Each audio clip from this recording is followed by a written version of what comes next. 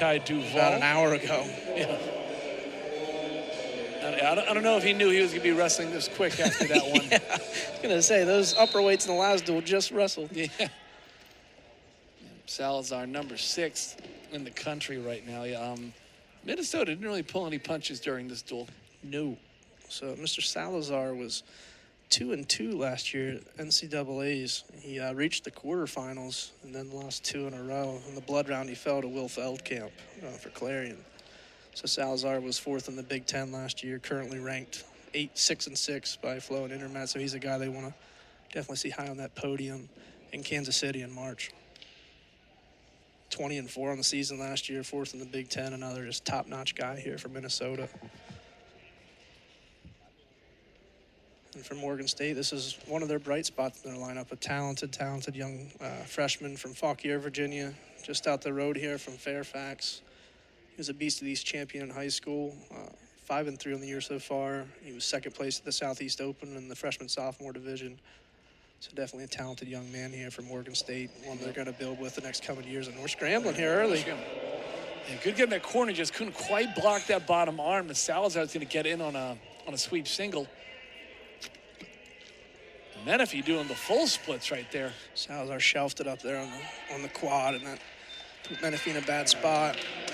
Gives up the 2. Or there, I did it again, Greg. Yeah. Put a quarter in. Salazar right now on that tight waist. Menifee trying to fight those hands. Salazar, he's a big fan of the head lever and that Blair tilt. Going to really try and do a lot of these tilts, but not one to roll around. So he's going to drive a lot of pressure off of those toes to get to those tilts. And a freshman wrestler against an All-American caliber type of guy, and you're on bottom, it's going to be a tough out getting away. He's going to have to really get the back pressure, find a way to get out, but if not, it's going to be a long day here on bottom for Kingsley. Yeah. Salazar got that tight waist, just chopping, driving forward. And what's tough is when you're him, and again, it's almost like, cornerbacks in the NFL, the good ones get away with a couple of calls. When you're coming with that pedigree and you're riding like this, if they're looking at it and saying who's stalling, they're probably going to look at the guy who isn't number 6 in the country. Just also, like they're not that. going to look at the guy picking up some back points on the tilt. He talked him right into that one. You heard us talking about him stalling. He's like, yeah, okay.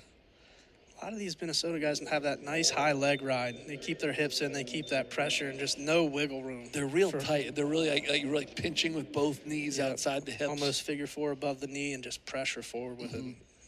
Cheap claw tilts, cheap tilts to the side. They're really racking them up here today. And just like that, this match is getting out of hand pretty quick. Kingsley was hanging in there on his feet, and now all of a sudden, it's 11-0. Yep, 8 back points later, and quickly getting away from him here.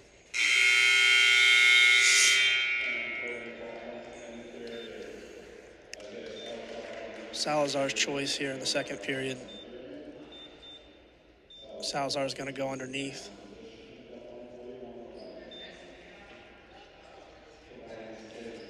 Haven't heard too much from the Minnesota bench over there today, Greg. Just calm, cool, and collected. Just a couple of good Midwest boys over there. Having a good time. Having a good time watching their buddies. Salazar shelving that up. Kingsley is very flexible. Jeez, yeah. Especially with those freaking legs he's got. Those things are pistons. And that's going to do it, Greg. 15-0 tech fall. Minute 39 of riding time. And that's going to bring it 41-0 in the